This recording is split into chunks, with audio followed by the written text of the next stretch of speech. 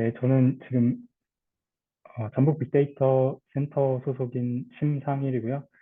이 오목 CDM 매핑 및 구축 방법에 대해서 이번 시간에 소개를 드리고 이후 3차 교육에서는 오목 CDM을 구축하면서 있었던 어려운 실제 사례들을 얘기를 할까 합니다.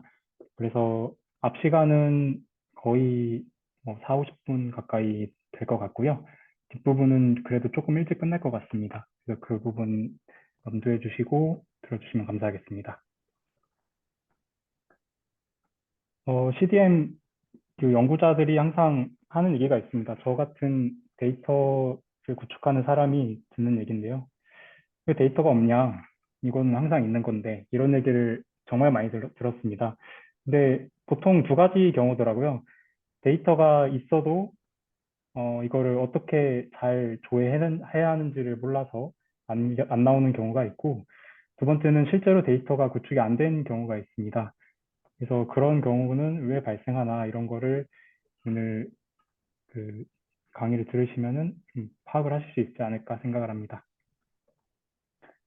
오목 CDM 구축 절차는 저는 이렇게 5가지 단계로 진행을 하면 좋겠다 이렇게 생각을 했는데요.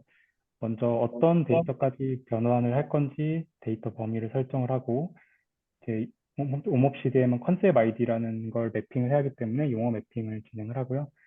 그다음에 실제 원내 데이터를 CDM으로 변환을 해야 하기 때문에 ETL 정의서를 작성하고 실제 CDM을 구축하는 코드를 작성하고 그다음에 데이터가 잘 구축되는지 데이터 품질 진단을 하는 이런 5단계로 진행이 될 것 같습니다. 먼저 데이터 범위 설정인데요. 우선 이 그림을 보시면 이제 오목 CDM이 지금 가장 최신 버전이 5.4 버전인데요. 이 버전을 기준으로 39개의 테이블이 있습니다. 큰 색깔로 뭐 파란색도 있고 빨간색도 있는 이렇게 큰 구역으로 나눠져 있는데 여기에서 뭐 모든 테이블을 다 변환하면 좋겠지만 시간 소요가 많이 되고 연구에 잘 사용하지 않는 테이블들도 있습니다. 그래서 이렇게 빨간 네모 박스로 친 네 가지 구역을 중점적으로 변환할 때 생각을 해주시면 좋겠다라고 생각을 하는데요. 그 중에서도 이 주황색 부분인 보캐블러리 부분, 이 부분은 이제 데이터를 다운을 받고 그 데이터를 데이터베이스에 올리는 이런 과정만 있기 때문에 구축 단계에서는 그렇게까지 신경을 안 쓰셔도 될 것 같다고 생각을 합니다. 주로 이게 파란색인 클리니컬 데이터 부분을 데이터 변환할 때 많이 고민을 하게 될 거고 주로 구축하는 테이블들이 이제 펄슨이나 데스, 비짓 어커런스, 컨디션 어커런스, 뭐 드러그, 메저먼트 이런 테이블들을 변환을 하게 될 것 같습니다. CDM을 변환하는 가장 큰 이런 프로세스를 보면은 EMR에서 오목 CDM 형태로 변환한다. 이게 가장 큰 형태인데요. 이걸 어떤 데이터들을 변환을 해야 하나, EMR에는 여기 써 있는 것처럼 환자 기본 정보부터 뭐 처방 내역도 있고 더 많은 그 데이터들이 있는데 어떻게 그 구축을 해야 할까, 이걸 범위를 설정을 해야 하는데요. 예를 들면 앞서 그 보여드린 테이블에서 그 일부만 구축을 한다면 뭐 이 네 개 내역이 포함이 될 수 있을 것 같은데요. 아무도 그 요청을 하지 않는다면 이 네 개 데이터만으로도 오목 CDM을 구축을 할 수 있는 겁니다. 근데 누군가가 연구에 의해서 이런 데이터가 필요하고 저런 데이터가 필요하고 이런 과정을 거치다 보면 변환에 필요한 데이터들의 항목이 늘어나고 그래서 데이터가 이제는 조회가 되는구나 이런 단계까지 갈 수 있게 됩니다. 용어 매핑 단계를 이제 설명을 드리겠는데요. CDM을 구축하는 가장 큰 목적은 여러 기관의 데이터를 동일해서 쉽게 데이터의 연구에 활용을 하는 것입니다. 그러려면 기관별로 다른 데이터 구조를 동일한 구조로 맞춰야 하고요. 여기 그림에는 안 나타나지만 기관별로 다르게 사용하는 용어도 동일하게 맞춰줘야 합니다. 왜 동일하게 맞춰줘야 하냐면 오목 CDM에서는 컨셉 아이디라는 거를 사용을 하고 있습니다. 그래서 기관별로 다르게 표현하는 이런 용어들을 통일을 해줘야 합니다. 그래서 예를 들면 성별을 나타내는 뭐 female, male, 남녀 이렇게 어느 기관을 이렇게 표현을 할 수도 있지만 오목 CDM에서는 컨셉 아이디라는 뭐 8532, 8507이라는 아이디로 변경을 해줘야 합니다. 그래서 오목 CDM에서 사용하는 컨셉 아이디를 조회를 하려면 이 아테나 사이트에서 조회를 하시면 되는데요. 데이터 구축을 해야 하는 입장이라면 아테나에서 데이터 컨셉을 다운을 받으셔야 합니다. 이 컨셉은 이제 아테나에 로그인 하시고요. 이제 없으신 회원가입해서 다운로드 탭에 들어가면 어떤 보캐블러리들을 다운을 받을 것인지 선택을 할 수 있습니다. 그래서 뭐 가능한 많은 보캐블러리를 다운을 받는 걸 저는 추천을 드리고요. 다음에 CPT4 코드를 추가를 하기 위해서는 이 UMLS라는 사이트에 회원가입을 하셔서 API 키를 받고, 그다음에 뭐 CPT 배치 파일이나 CPT SH 파일을 실행시키면 컨셉 테이블에 CPT 코드도 추가가 됩니다. 그렇게 해서 이 보캐블러리들을 다운을 받으면 오른쪽 보시는 것처럼 컨셉 테이블부터 시작해서 보캐블러리 .csv까지 다운을 받을 수 있고 그 데이터들을 이제 데이터베이스에 업로드해서 구축을 할 때 사용을 하셔야 합니다. 보캐블러리 테이블은 이제 9개 테이블이 있습니다. 이 중에서 매핑을 위해서는 반드시 이건 알아야겠다라고 제가 생각하는 게 컨셉 테이블과 컨셉 릴레이션 테이블입니다. 컨셉 테이블은 오몹 CDM에서 사용하는 모든 컨셉 아이디가 정의되어 있기 때문에 컨셉 테이블을 무조건 아셔야 하고요. 컨셉 릴레이션십은 오몹 CDM에서 제공하는 그 데이터들을 이용해서 매핑을 할 수 있기 때문에 이 두 개의 테이블을 가장 중요하다고 생각했고, 나머지 테이블들이 뭐 아예 안 중요하다라고 할 수는 없겠지만 이 컨셉이나 컨셉 릴레이션십을 좀 보조해주는 그런 역할을 하고 있기 때문에 관심 있으시면 좀 더 자세히 살펴보시는 것을 추천해 드리겠습니다. 그래서 컨셉을 먼저 자세하게 보면은 말씀드린 것처럼 오몹 CDM에 있는 모든 표현을 정해준 테이블입니다. 그래서 어떤 용어 체계에 있는 그런 코드인지를 식별할 수 있습니다. 제 예시를 들면 제2형 당뇨병 코드를 제가 조회를 해봤는데요. 여기 보시는 것처럼 스노메드로 된 코드도 있고 KCD로 된 코드도 있고 뭐 ICD-10으로 된 코드도 있습니다. 이 코드가 다 어떤 보캐블러리에서 코드 값을 가지겠지만 그거를 각자 식별해주기 위해서 컨셉 아이디라는 값을 이용해서 오몹 CDM에서는 식별을 하고 있고요. 다음에 이런 도메인, 오몹 CDM에 있는 건데 어떤 테이블이나 어떤 컬럼에 이 컨셉 아이디를 사용을 해야 하는지를 간의 힌트를 주는 거라고 생각하시면 됩니다.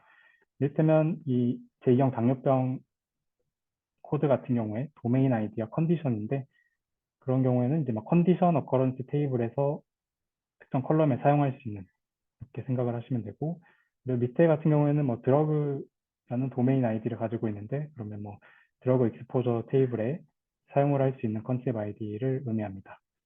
보캐블러리 아이디는 각각 어떤 보캐블러리에서 온 코드들인지를 이제 식별할 수 있게 정의된 컬럼이고요. 그다음에 이 보캐블러리 내에서도 클래스가 있는 경우가 있습니다. 그래서 그런 클래스가 이 컨셉 클래스 아이디에 작성이 되고요. 그다음에 오몹에서 지정한 스탠다드인지 non 스탠다드인지 여부를 판별하기 위해서 스탠다드 컨셉이라는 컬럼에 S라고 되어 있으면 스탠다드고 아무런 값이 없으면 non 스탠다드, C라고 되어 있으면 뭐 클래시피케이션, 스탠다드보다 좀 더 넓은 범위를 표현하는 그런 거라고 생각하시면 됩니다. 그다음에 컨셉 코드 같은 경우에는 원본의 그 코드명이라고 생각하시면 되는데요. 이를테면 뭐 KCD7의 2형 당뇨병 코드는 E11인 걸로 확인할 수 있고 이게 이제 나중에 매핑 할 때 사용을 하게 됩니다. 여기에는 아무런 값이 없는데 혹시나 이 사용 기간이 만료가 되면 invalid region에 U나 D 같은 값이 있게 되는데요. 그런 값들은 컨셉 아이디로 사용을 하시면 안 됩니다. 이제 실제 매핑을 해보는 사례를 설명을 드리겠습니다. 용어 매핑을 하는 가장 쉬운 방법은 공개된 데이터를 매핑 테이블을 이용을 하는 건데요. 오목 CDM에서 제공하는 컨셉 릴레이션십 테이블이 있고, 두 번째는 이제 국내에서 이제 제공을 해주고 있지만, 보건의료 정보 표준에서 EDI2 스노맨시티 코드 매핑 테이블을 제공을 해주고 있고, 신평원에서도 CDN 매핑 용어 사전을 공개해서 사용을 하실 수가 있습니다. 그래서 먼저 오디시에서 제공하는 컨셉 릴레이션 테이블을 이용해서 매핑하는 사례를 먼저 보여드리겠습니다. 컨셉 릴레이션십이 뭔지 모를 것 같아서 일단 먼저 컨셉 릴레이션십에서 대해 먼저 설명을 드리겠습니다. 컨셉 릴레이션십은 두 컨셉 아이디 간에 어떤 관계에 있는지를 나타내주는 테이블입니다. 그래서 예를 들면 KCD에 합병증이 없는 제2형 당뇨병 코드가 있다고 하면 스노메드 시티에도 동일한 의미를 나타내는 코드가 있습니다. 그러면 그 동일한 의미를 나타내기 때문에 이 maps2라는 언어를 사용을 해서 연결이 돼 있다 이렇게 표현을 해주고 있는 거고요. 저기 보시기 좀 어려우니까 아테나에서 보시면 KCD7의 그 KCD 코드, 당뇨 코드를 조회해 보면 non standard to standard map이라는 항목이 있습니다. 그래서 KCD 코드를 스노메드 코드에 매핑을 해놓은 자료가 있고 이걸 매핑에 이제 활용을 할 수가 있습니다.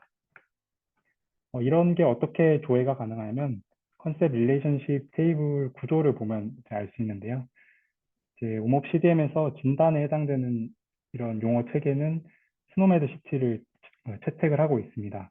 그래서 표준 용어 체계를 이제 이런 화살표로 지금 표시된 릴레이션십, 즉 관계를 만들어서 포괄적인 의미를 나타내는 컨셉으로 상세한 의미를 나타내는 스노메드 시티를 조회를 할 수 있습니다. 이를테면 ICD-10이나 ICD-10CM 같은 코드를 스노메드 시티의 뭔가의 관계도가 이제 이 컨셉 릴레이션십 테이블에 저장이 되어 있기 때문에 ICD-10 코드를 스노메드 시티 코드로 매핑을 할 수 있는 거죠. 예시를 보면 조금 더 이해가 되실 것 같은데요. 예를 들면 제2형 당뇨병을 조회를 했다고 하면 그 하위로는 합병증에 관련된 뭔가 제2형 당뇨병을 나타내는 코드들이 있고 그 위에는 제2형 당뇨병보다 더 넓은 범위를 나타내는 당뇨병, 그다음에 내분비계 장애 이런 것 같은 관계들이 형성이 되어 있습니다. 그래서 이 관계들을 통해서 컨셉들을 이제 조회를 할 수 있고 매핑을 할 수 있는 거죠. 진단에도 이 컨셉 릴레이션십이 있었지만 약품에도 이런 관계가 있습니다. 오디시에서는 이 RxNom과 RxNom 익스텐션을 그 드러그에 한해서 스탠다드 표준 용어로 사용을 하고 있는데요.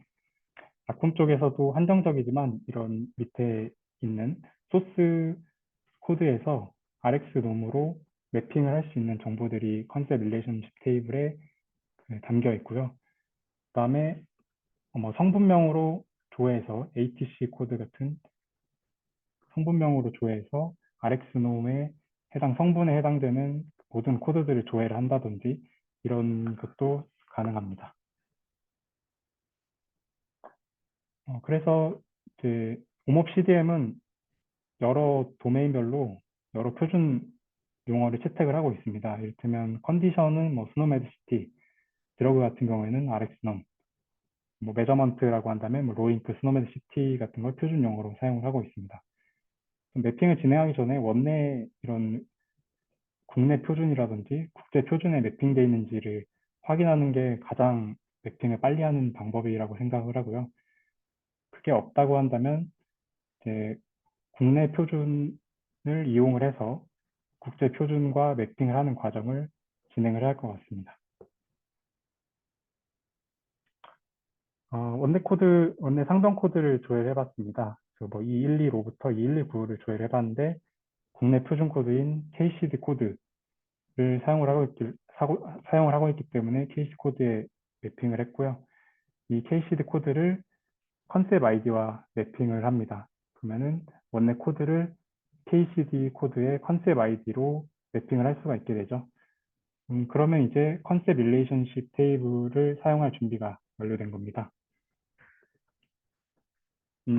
위에 사진과 같이 컨셉 릴레이션십 테이블은 컨셉 하나와 컨셉 하나 간의 관계를 정의를 하고 있는데요. 이미 원내 코드를 컨셉 아이디로 매핑을 했기 때문에 컨셉 릴레이션십에 정의된 자료를 바탕으로 KCD7의 이 컨셉 아이디 42486037이라는 이 코드를 스노우맨 시티 코드로 매핑을 할 수 있습니다. 그래서 이렇게 매핑을 진행을 하게 되고요. 물론 이렇게 매핑을 하려면 이런 SQL 코드를 짤 줄 알아야 수월하게 진행이 되겠지만, 그래도 이 ODC 가이드에서 오픈 소스로 어떻게 조회를 해야 하는지를 코드로 공개를 하고 있습니다. 그래서 원천에서 그 표준 영어에 매핑을 진행을 할 수도 있고, 그게 아니면 뭐 원천과 원천끼리에도 매핑을 진행을 할 수 있습니다. 물론 매핑이 되는 사례도 있지만 매핑이 안 되는 사례들도 있습니다. 이를테면 전북대병원에서 사용하고 있는 코드인데요. 이 119-01, 02부터 뭐 04 이런 코드들이 있는데, 이 코드들을 KCD 코드에 매핑을 해보면 다 이 11.9입니다. 실제로 그 KCD7 마스터 파일을 봐도 따로 분류가 되어 있지는 않고 이름은 다르지만 코드명은 동일한 거를 확인할 수 있습니다. 그래서 이런 의미가 다른데 컨셉 아이디는 맨 위에 있는 합병증을 동반하지 않는 E형 당뇨병, 이 119에 해당되는 이런 컨셉 아이디만 등재가 되어 있기 때문에 나머지 그 코드들은 매핑이 안 되겠죠. 이런 문제들도 있긴 합니다. 두 번째 방법은 보건의료 정보 표준을 에서 공개한 EDI와 스노메드 시티의 랩핑 정보를 이용을 하는 건데요. 이거는 뭐 검사료나 뭐 영상 진단, 방사선 치료 이런 항목들 다 해서 17개 랩핑 항목을 공개를 하고 있고요. 2020년 6월 급여나 비급여 코드, 그다음에 2019년 8월에 약제 급여 코드를 스노메드 시티 코드에 랩핑을 한 자료입니다. 이 파일을 다운받아서 보시면 좀 크게 1대 N 관계와 1대1 맵핑 사례가 있습니다. 이를테면 그 방사선 단순 영상 촬영이라는 G2101이라는 EDI 코드가 스노메드 시티 컨셉 스노메드 시티 아이디, 어트리뷰트 스노메드 시티 아이디, 밸류 스노메드 시티 아이디 세 개로 매핑이 되는데요. 이런 게 1대 N으로 매핑이 되는 사례도 있고, 방사선 특수 촬영, 뭐 EDI 코드가 HA451이라는 코드는 스노메드의 컨셉 스노메드 아이디가 396205005라는 코드 하나로 이제 매핑되는 사례도 있습니다. 원내에서 엑스레이 코드를 뽑아서 저 공개된 매핑 테이블 가지고 매핑을 해봐야겠다. 그래서 원내 엑스레이 코드를 뽑아봤고요.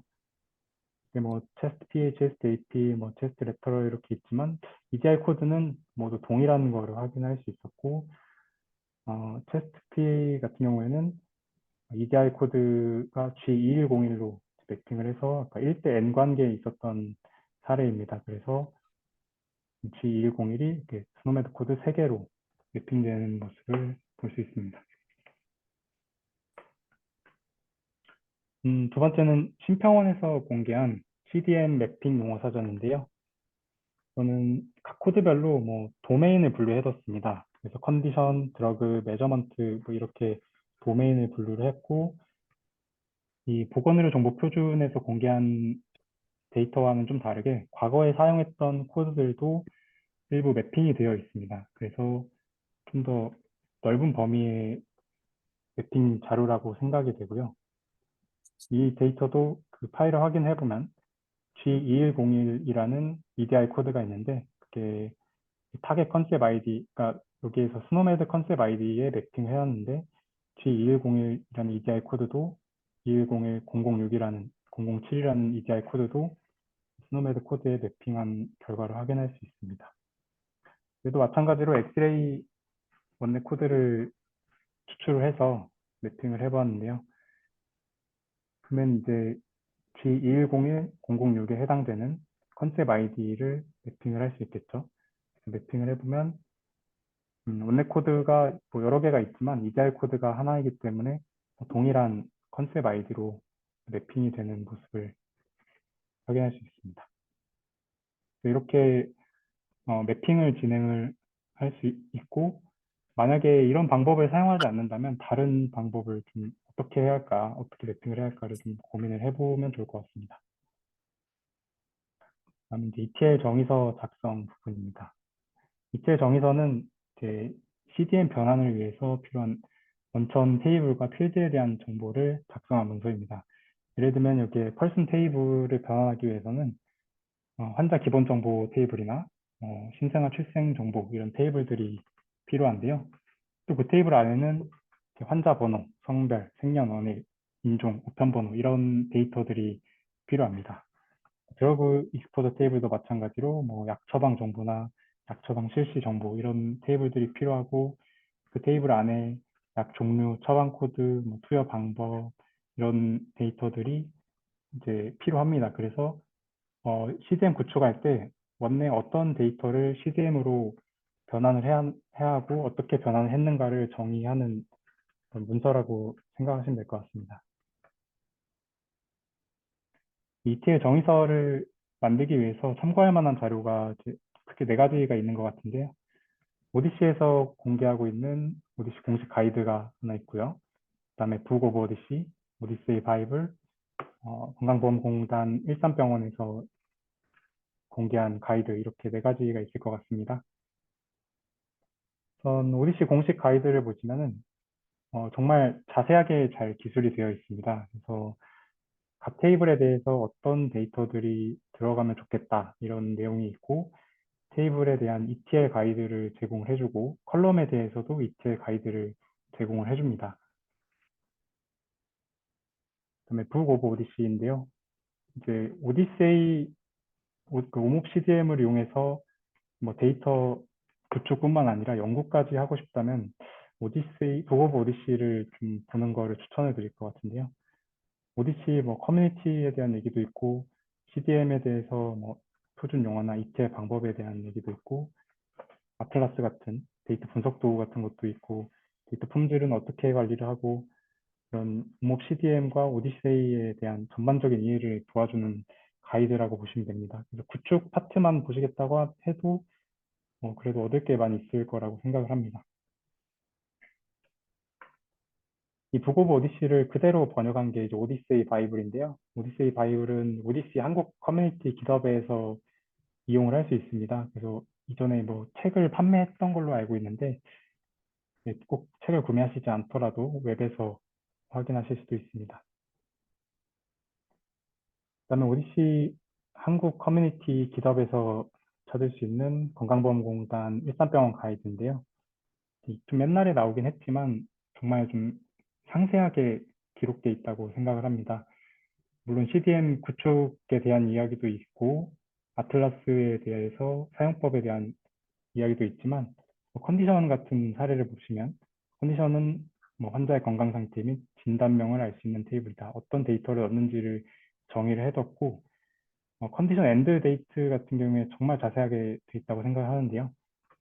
엔드 데이트는 응급이나 입원 환자에서는 어떤 데이터로 넣고 퇴원약이 없으면 퇴원일을 넣고 이렇게 데이터를 어떤 기준으로 지금 CDM을 구축을 했는지를 파악할 수 있는 문서입니다. 막상 CDM만 보면 이 데이터가 어떻게 만들어졌고 어떤 데이터들이 만들어졌는지 알 수가 없는데 이런 가이드가 있으면 어떻게 지금 만들어져 있고 다른 사람이 뭐 변환을 해야 한다면 어떻게 변환을 해야 할지 이런 것들을 참고할 수 있을 만한 가이드입니다. 다음은 이제 CDM 변환 단계인데요. 앞서 5단계 중에 지금 3단계를 설명을 드렸는데 먼저 데이터를 어떤 데이터까지 변환을 할 건지를 지금 파악을 하고 그다음 ETL 정의서를 작성하고 용어 매핑 테이블을 만들었습니다. 이 단계에서는 이 ETL 정의서를 기반으로 용어 매핑 테이블 만든 걸 기반으로 해서 옵 CDM을 만드는 코드를 작성하는 단계입니다. 오디시 깃허브의 커먼 데이터 모델이라는 레퍼지토리에 가면은 릴리지즈라는 칸이 있습니다. 그래서 본인이 변환하고 싶은 현재는 이제 4.1 버전이 가장 최신인데 어떤 버전의 옴옵 CDM으로 변환할 건지를 선택을 해서 다운을 받으시면 가장 왼쪽과 같이 이런 목록들이 있는데요. 여기에 이제 오디시에서 제공하는 뭐 테이블 정의, 컬럼 정의 이런 것들도 있고, 뭐 아까 웹페이지를 화면을 본 것도 포함이 되어 있는데 여기서 데이터 구축하는 사람에게 가장 필요한 건 이 DDL인데요. 이 인스트 폴더의 DDL 밑에 5.4 버전에 본인의 사용하고 있는 DBMS의 폴더에 가시면 DDL과 뭐 인덱스를 어떻게 설정을 해야 하는지, 아니면 프라이머리 키는 어떻게 설정을 해야 하는지 이런 것들을 확인하실 수 있습니다. 다음은 이제 데이터 품질 진단입니다. 오디시에서 제공하는 데이터 품질 진단을 위한 툴은 대표적으로 아킬레스, 그다음에 데이터 퀄리티 대시보드가 있는데요.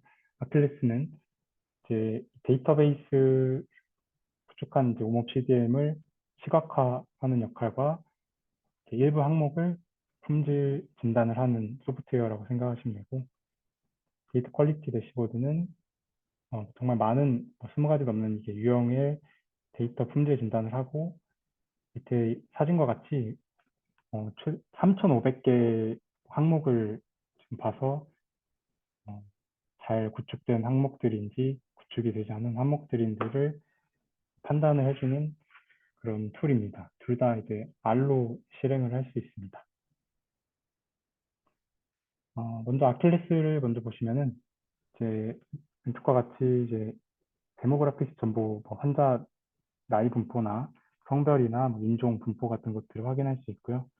그다음에 구축한 이제 테이블들에 대해 그 데이터 뭐 분포 수는 어떻게 되고 1인당 기록은 어떻게 되고 이런 것들을 확인할 수 있고, 변환한 각 테이블별로 어떤 컨셉 아이디가 몇 건을 차지하고 그 컨셉 아이디를 사용하는 환자는 몇 명이고 이런 걸 보여주는 트리맵을 확인할 수 있습니다. 그래서 이런 시각화를 통해서도 데이터가 잘 만들어졌는지를 체크를 해볼 수 있고요. 두 번째 데이터 퀄리티 대시보드 DQD인데요. 뭐 20가지 유형에 대해서 뭐 3,500여 개 항목을 품질 검사하는데, 품질 검사 항목을 이 리절트 탭에 가면은 확인을 할 수 있습니다. 그래서 뭐 페일이 된 것들이 있고 패스가 된 것들도 있을 텐데요. 이 페일이 된 항목들을 한번 그 눌러보면 왜 어떤 그 항목에서 이 에러가 발생을 했는지를 확인할 수 있고, 이 에러가 몇 건이나 있고 뭐 실행하는 데는 몇 초나 걸렸고, 그다음에 이 데이터를 어떻게 찾았는지가 자세히 기술이 되어 있습니다. 이 DQD 같은 경우에는 그 여러 가지 그 항목들 중에서 일부만 제가 가져왔는데요. 환자가 한 개 이상의 데이터를 가지고 있는지, 환자 번호는 있는데 데이터가 아예 없는 경우들을 체크를 하더라고요.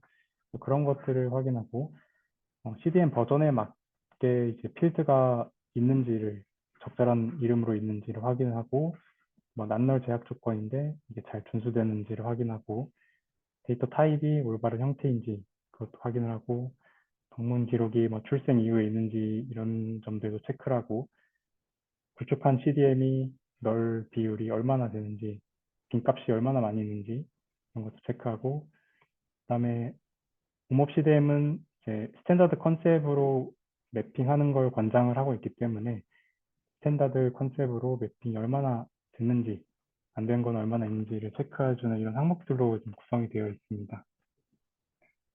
어, 그래서 이 단계까지 진행을 하면 일단은 CDM을 한번 구축을 해봤다, 이렇게까지 진행을 할 수 있을 것 같고요. 저는 뭐 다시 한번 좀 얘기를 드리면, 데이터 범위가 누군가가 어떤 데이터가 필요한데 없다라고 항상 얘기를 하시지만, 이 데이터를 진짜 변화를 했는지 안 했는지를 체크할 필요가 있고요. 용어 매핑, 컨셉 아이디에 대한 매핑을 해야 하고, 이제 정의서 작성하고, 그다음에 CDM 데이터를 구축하는 코드를 작성하고, 그다음에 데이터 품질 진단, 이 5단계를 거치면 일단 저희가 목표로 하는 몹 CDM 데이터 구축이 완성됐다고 볼 수 있을 것 같습니다. 네, 이번에는 제 감염병 임상시험 표준 데이터 구축 및 품질 검증 교육 3차시고요. 이전 시간에는 CDM을 처음부터 끝까지 한번 변환해보는 그런 과정을 겪었는데, CDM 변환하면서 마주쳤던 어려움들에 대해서 얘기를 드리려고 합니다.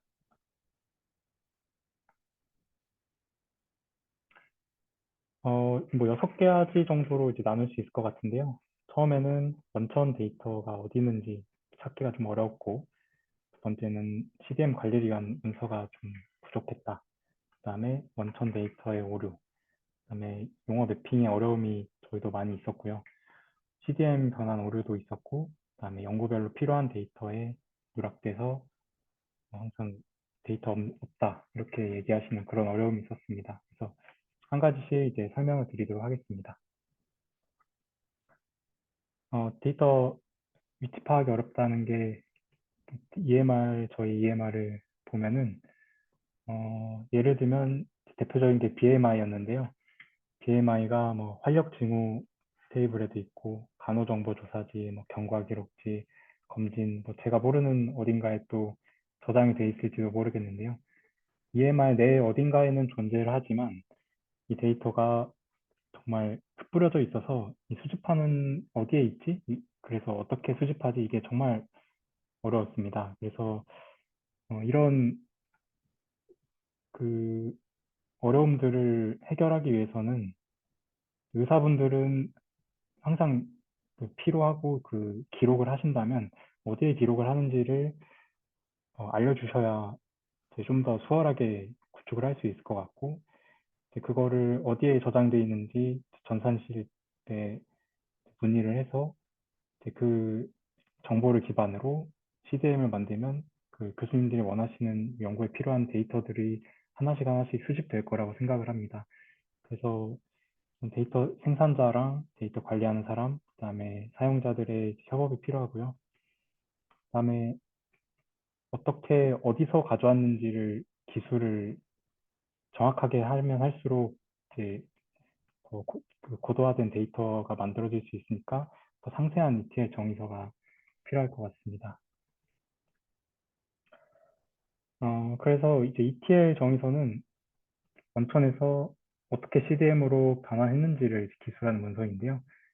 문서를 보면은 CDM이 어떻게 만들어졌는지를 이제 확인할 수 있고, 뭐 대표적으로 해야 하는 게 어떤 CDM 테이블에 어떤 데이터가 저장이 되어야 하는가를 정의를 해야 할 것 같습니다. 이를테면 뭐 펄스는 환자 기본 정보가 있는데 그 말한 것처럼 뭐 성별, 생년월일 이런 것들이 있을 수 있고 뭐 많이 보시는 메저먼트 검사 결과가 저장된 테이블인데 뭐 검사 코드나 검사 결과, 검사의 측정값, 최대 최소값 범위, 뭐 측정 단위 이런 다양한 내용들을 필요로 할 겁니다. 뭐 약 처방 테이블이라고 한다면 처방 일시나 처방 코드, 뭐 수량 단위, 투여 방법 이런 것들이 이제 필요할 겁니다.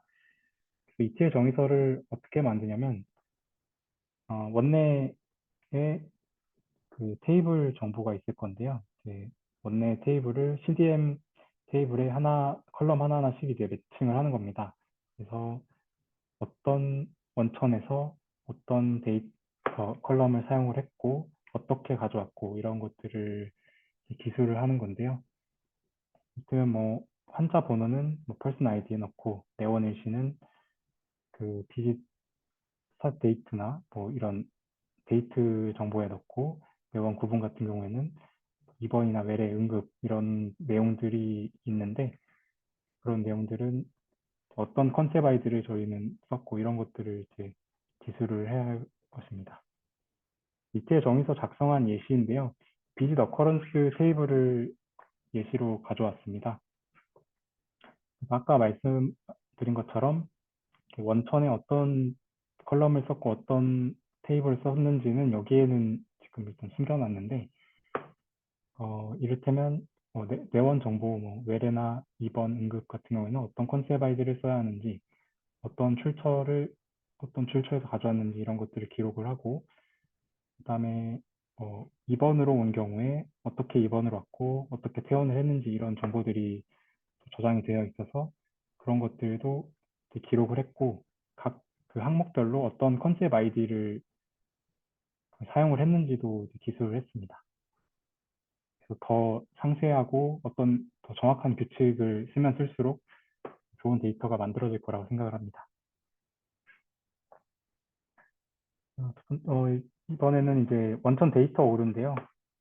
어, 특히 그 BMI, 뭐 키 몸무게에서 많이 발생을 했었습니다.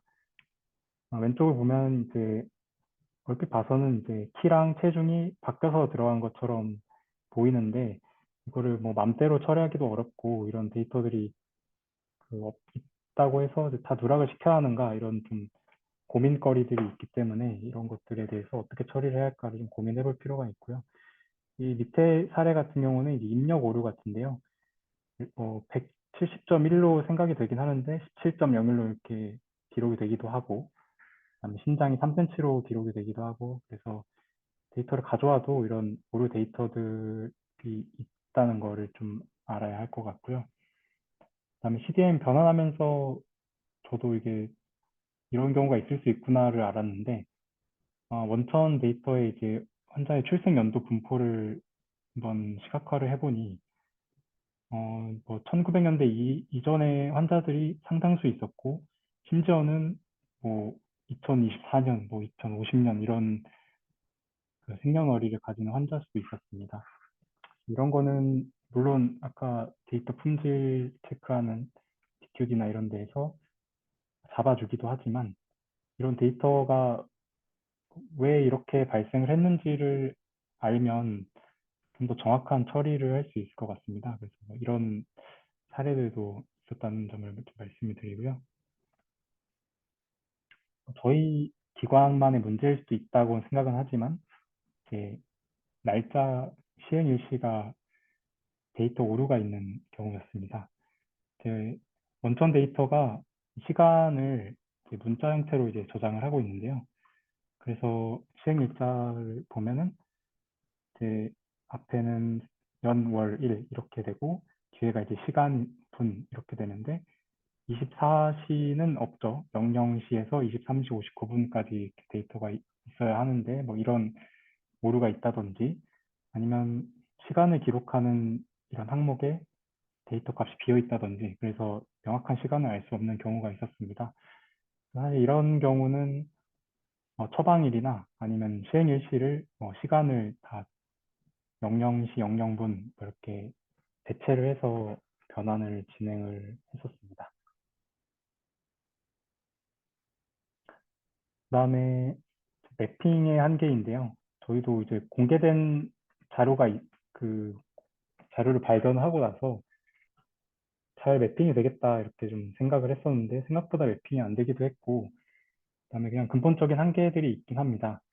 이를테면 그러니까 보건의료정보 표준에서 그 공개한 EDI2 스노메드시티 매핑 테이블은 매핑 소스 데이터가 2020년 6월에 멈춰 있고 약제급여는 19년 8월에 멈춰 있습니다. 뭐 어제도 확인을 해봤지만 아직까지 뭐 변동된 사항은 없어서 지속적인 관리가 안 되어 있는 문제들이 있고요. 두 번째는 스노메드시티 매핑 테이블을 이용을 했을 때 1대 N 매핑이 되는 경우인데요. 이제 원본 처방 코드 하나에 스노메드시티 여러 개가 이제 매핑이 되는 건데 이렇게 되면 이제 원천은 이제 한 건인데 CDM으로 변환할 때 세 건으로 늘어난다든지 이런 사례가 발생할 수 있습니다. 이렇게 되면은 뭐 정말 CDM을 잘 변환했는지 이런 뭐 변환율 같은 걸 체크할 때 뻥튀기 되는 데이터들이 있으니까 그런 점까지 또 고려를 해서 확인을 해야 하는 좀 어려움이 있고요.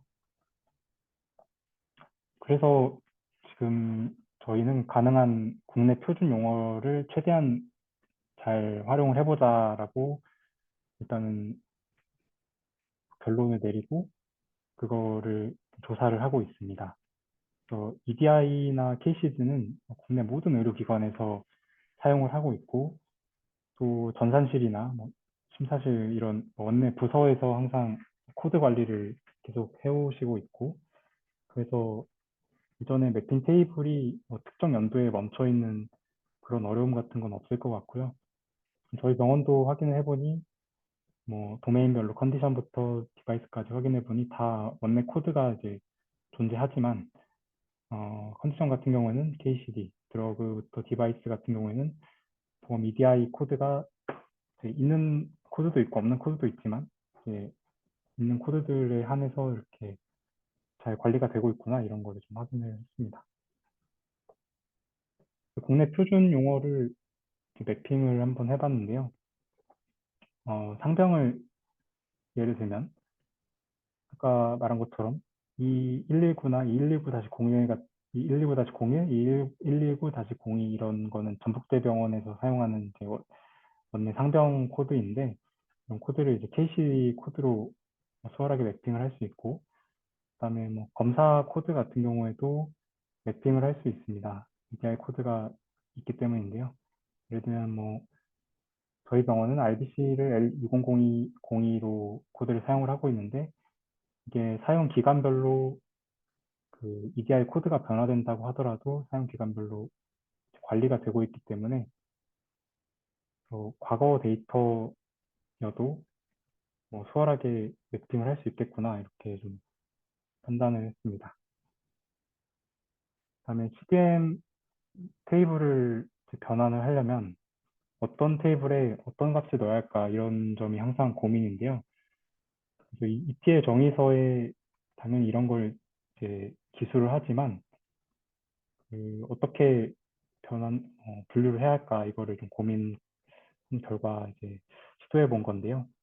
일단 심평원의 요양급여 비용 청구 방법, 심사 청구서 명세서 서식 작성 및 서식 및 작성 요령이라는 파일을 공개를 하고 있는데 이 파일을 보시면 EDI 코드가 어떤 대분류 코드로 이제 시작을 하는지가 다 기술이 되어 있습니다. 그리고 분류도 EDI 코드로 다 되어 있고요. 그래서 이 분류를 이용을 한다면 CDM 데이터들이 그러니까 원천의 데이터들이 어떤 CDM 테이블로 들어갈지를 이제 분류할 수 있죠. 저희는 이제 뭐 매저먼트 같은 경우에는 검색 검사료로 분류된 코드라든지 병례 검사료로 분류된 코드 아니면 뭐 프로시저 같은 경우에는 내시경이나 초음파, 영상 진단, 뭐 수치 및 수술 이런 데이터들이 들어가게 되는데요. 이제 EDI 코드는 모든 병원이 사용을 하고 있기 때문에 동일한 이런 분류를 가지고 가면 동일한 기준으로 그 CDM 테이블을 구축할 수 있기 때문에 그런 점이 좀 장점이라고 생각을 합니다.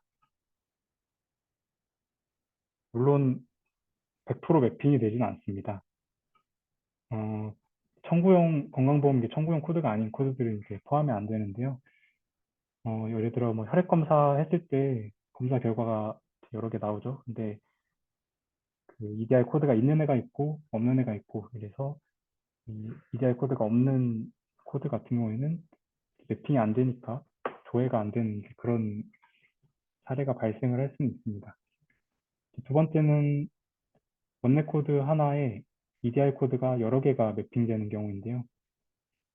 엑스레이에서 봤듯이 G2101-006이라는 EDI 코드 하나에 체스트 PA도, 체스트 AP도, 체스트 레터럴도 매핑이 되는데 이런 자세한 분류가 필요한 경우에는 EDI 코드가 적합하지는 않을 수도 있겠습니다만 포괄적인 의미만 이렇게 표현을 하니까 이런 점이 좀 국내 표준 용어의 한계점이라고도 볼 수 있겠습니다. 시스템 변환할 때 발생한 것들인데요. 제가 이제 경험상 이런 순서대로 테이블을 구축하면 되겠다라고 이제 생각을 했는데, 로케이션 테이블을 먼저 만들고, 케어 사이트부터 시작을 해서 펄슨, 데스까지 만든 다음에, 비짓 테이블을 만들고, 다음에 컨디션이나 드러그 매저먼트 이런 테이블들을 만들고, 옵저베이션 피어리어드 테이블을 만들면 CDM이 뭐 최종 구축이 되는데요. 뭐 굳이 이렇게 순서를 정해서 하느냐라고 하신다면,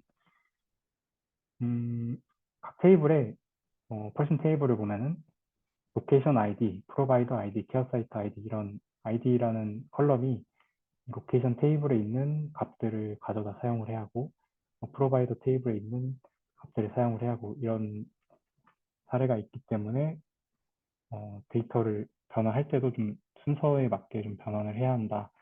말씀을 드린 거고요. 컨디션 테이블도 마찬가지로 펄슨 아이디가 있기 때문에 펄슨 테이블을 먼저 구축을 해줘야 하고 비릿 어커런스 아이디가 여기는 또 있기 때문에 비릿 어커런스라는 테이블을 먼저 만들어줘야 합니다. 그래서 이렇게 작성을 하고 ETL 코드를 작성을 하면 이제 CDM을 구축을 할 수 있는데요. 저는 이제 SQL을 이용해서 변환을 했지만 뭐 기관에 따라 SQL이든 파이썬이든 자바든 뭐 편하신 언어로 변환하면 될 것 같고 ETL 정의서 기반으로 제가 이제 변환한 코드 중 일부인데 ETL 정의서가 잘 작성돼 있으면 돼 있을수록 뭐 코드를 더 수월하게 작성을 할 수 있을 것 같습니다. 그다음에 연구별로 필요한 데이터가 누락되는 경우가 있는데요. 이제 예를 들면 이제 감염병 데이터 표준 데이터 모델을 만들 때 있었던 사례인데 치트가무시 환자의 이제 물린 위치가 이제 중요하다고 하는데 물린 위치를 EMR에서 확인해 보니 글로 밭에서 왼쪽 발목을 물렸다 이런 프리텍스트로 기록이 되는 경우도 있고 그냥 사진만 딸랑 있는 그런 경우도 있더라고요. 이런 걸 어떻게 수집을 해야 할까라고 고민을 하던 찰나에 제 감염내과 이제 의사 선생님이 잘 도와주셔가지고 이제 의사 선생님께 CRF를 받아서 어떤 데이터들이 필요하구나 이런 것들을 확인을 할 수 있었고 이거를 이제 정형화하는 작업을 했습니다. 그래서 각 칸에 그 정형화된 데이터만 넣을 수 있게 좀 재구성을 해서 데이터를 정형화를 시키고 그 정형화시킨 데이터를 CDM으로 변환하는 그런 작업을 진행을 했었습니다. 여기는 이제 대장암 데이터를 이제 변환하면서 발생했던 건데요. 이제 판독 결과 항목에서 이 항목에서는 이 글에서는 저 항목이 필요하고 저 글에서는 저 항목이 필요하고 이런 사례들이 있었습니다. 그래서 이런 것들을 먼저 의학 지식이 있는 분들이 이 항목은 어디에 기술돼 있다라는 걸 이제 파악을 먼저 해주시고 그다음에 저희가 물론 한계점은 있지만 키워드나 뭐 정규 표현식을 이용을 해서 최대한 이 데이터들을 추출을 해내고 그다음에 수기로 또 확인을 하는 그런 작업을 거쳤습니다.